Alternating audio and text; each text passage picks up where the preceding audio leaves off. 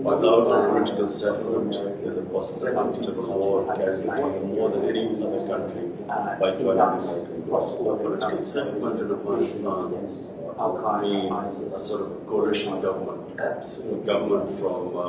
The US military is finally withdrawn from Afghanistan after 20 years.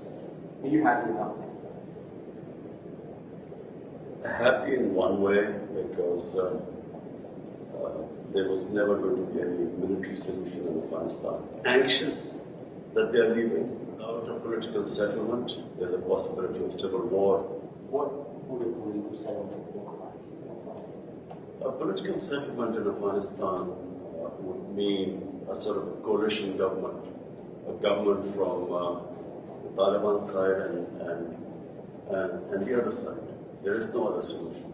Do you think the Americans made a mistake by getting out by September? They have got themselves in such a big mess. They had to give some sort of time frame. But at the moment they gave a time frame, Taliban would have considered that a victory. How do you feel about the prospect of the Taliban effectively controlling Afghanistan? Are you happy to welcome them into the community of nations? As far as Pakistan is concerned, whoever represents the people of Afghanistan, we will deal with them. But what if they're not democratically elected? That's not through elections, they've done it through brute force. And does it not concern you on some level that this group of people is accumulating power right next door to you? Look, I'm not a spokesman for Taliban. For me to say, what they are doing or what they shouldn't be doing is pointless right now. In case Taliban go for an all-out victory, there is going to be incredible amount of bloodshed. And let me tell you, the country that is going to suffer the most after Afghanistan is going to be Pakistan. Will you allow the American government to have CIA here in Afghanistan to conduct cross-border counter-terrorism missions against Al-Qaeda, ISIS, or the Taliban? Absolutely not. There's no way we're going to allow any bases, any sort of action from Pakistani territory into Afghanistan. Absolutely not. Pakistan suffered 70,000 casualties, more than any other country, by joining the American war. We will be partners in peace, not in conflict. Have you spoken to Joe Biden since he took office? Is there a reason? No, whenever he has time, he can speak to me. But at the moment, clearly, he has other priorities. What would you say to him if you had the meeting? You see, the US has a big responsibility as the most powerful nation in the world. They have this huge responsibility in the subcontinent. This is almost 1.4 billion people living in the subcontinent. We are held hostage. One dispute in Kashmir, a disputed territory, according to the United Nations Security Council resolutions, there should have been a plebiscite for the people of Kashmir to decide about their own future. That has never taken place. It's frustrating. Over 100,000 Kashmiris have died in this freedom struggle. And it can easily, if the Americans have the resolve, the will, this can be sorted out. Let's talk about a relationship that many people are concerned about. How are your current relations with Indian Prime Minister Narendra Modi? When I became the Prime Minister, I reached out to him immediately. I said, you come one step towards us, we'll come two towards you. Television, I said this. And I said that, my main concern, my main reason for coming into politics was to eradicate poverty in Pakistan, make it a welfare state. This is why I came, and secondly, rule of law. These were my two slogans, make Pakistan a welfare state, rule of law in Pakistan. And you can only, the best way to eradicate poverty, not just in Pakistan, in India as well, is to trade with each other. India is a huge market. Pakistan is a market of 220 million people. But it's a door to Central Asia. and to the energy corridor, which India is energy short. So we would mutually benefit each other. So I reached out, but I realized that there's, I was up against an ideology.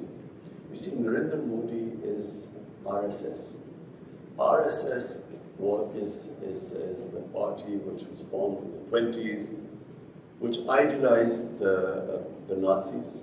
You can even Google it. The founding fathers looked up to Hitler and the Nazis and racial purity and all that sort of that ideology.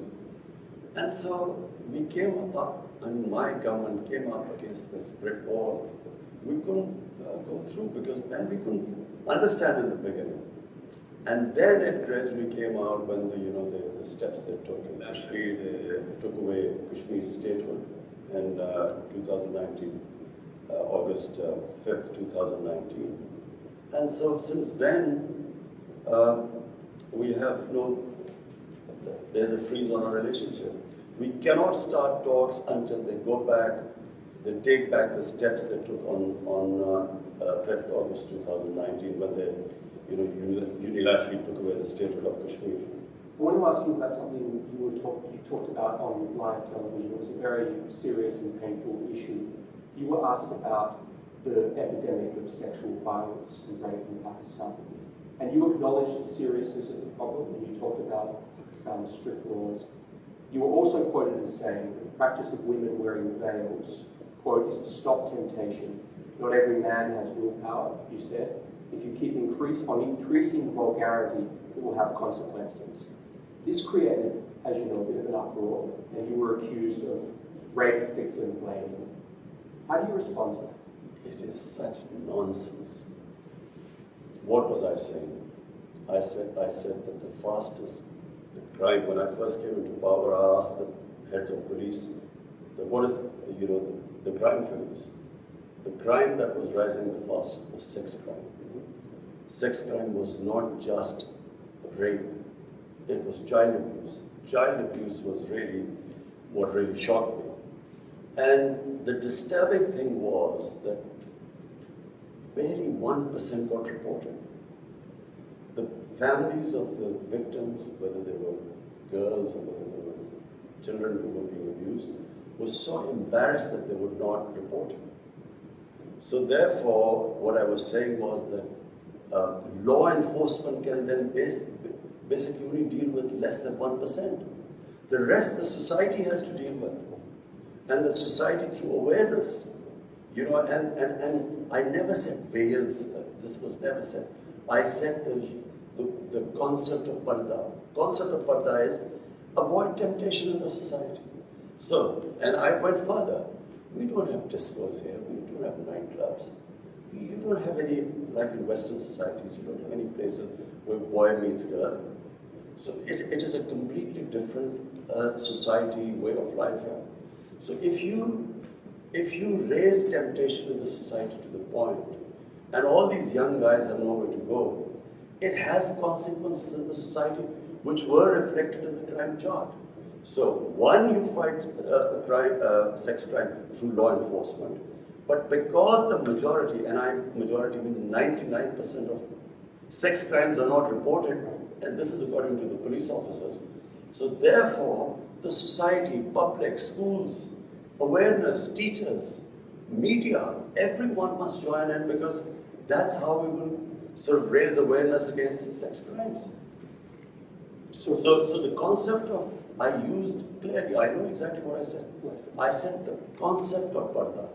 Parda is not just it's to reduce temptation in the society. So this is what I'm trying to get, is the clarity, and I'm glad that you can explain this. What are the forms of temptation that need to be curtailed to stop the rise of rape? For one, and remember, rape is less. Okay, sexual violence. What are the forms of temptation? So child abuse is much more than rape. Okay. So these were the shocking things. So, for instance, one thing we also discovered, because then we did a bit of research on mobile phones. Right. Children have mobile phones. material available on mobile phones. Children have never been, they've never seen such material in human history. It's never happened before. Children have never had this exposure before. So when I said the whole society has to fight, starting from, how do we deal with this? And by the way, we are now trying to find out how to control content on the social media. So that's one, but at the moment it's free for all. And then, television plays, they should be educating people, about the sort of things that children are exposed to. And so when you mean the society, you mean all the various ways, starting from schools, everywhere. The society must fight sex crimes. You also mentioned in that interview Bollywood and Hollywood. Do you believe that Bollywood and Hollywood films have contributed to this rise in sexual violence? Absolutely. When I can only compare when I went to England as an 18-year-old. There were adults-only films. The content on films was completely different. And then we saw it changing throughout. What was taboo maybe in early 70s was acceptable late 70s. So when on films the content gets X-rated and these become acceptable, clearly it has an effect on the society. X-rated is sort of underground. I mean, you don't really believe the Hollywood films or mainstream Hollywood or Bollywood films are causing a rise in sex. No. You see, what kind of films? Let me tell you, Hollywood, the way it works in the subcontinent, from Hollywood it goes to Bollywood, which is in India, which has completely changed again. What was the Indian film industry in the 70s and the 80s, gradually in the 90s, and what it is now, is completely changed. So the content is completely different. And it has an impact on the society.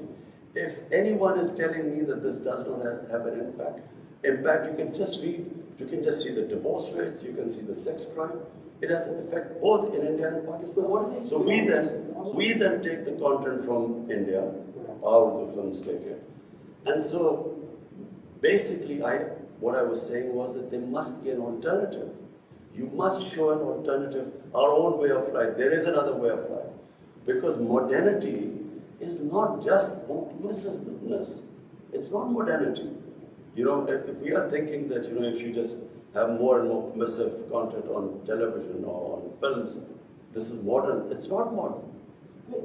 Again, I watch a lot of Hollywood films. I don't see anything that would inspire me to commit acts of sexual violence. But Jonathan, you live in a Western society. I know. So you've grown up there. I'm talking about the impact it has on our society. We have seen the change here. There's a massive change taking place. And every society must analyze itself. They must work out what are the impact it is having on different segments, and then take steps. Do you think that what women wear has any effect? That's part of this temptation? Well, if a woman is wearing very few clothes, it will have an impact on the men, unless they're robots. I mean, it's common sense. Yes, but is it really going to provoke acts of sexual violence? It depends which society you live in. If in a society people haven't seen that sort of thing, it will have an impact on them. If you grow up in a society like you, maybe it won't on you. So, I'm not talking... Jonathan, you must understand, this is this problem we face. This cultural imperialism, whatever is in our culture, must be acceptable to everyone else. It's not. Every culture is different. And therefore, when you introduce things in a culture, it has different impact there. But forgive me, when you were a cricket star, you were seen as a playboy, there were photos of you with your shirts off in your bedroom. It's a bit rich. Jonathan, this is not about me. It's about my society. Don't you feel like it's a bit rich for you to say? Jonathan, listen, it's about my society. My priority is how my society behaves, what reactions are caused in my society. So when I see sex crime going through the roof, It's not just me. We bring people, sit down and we discuss it from different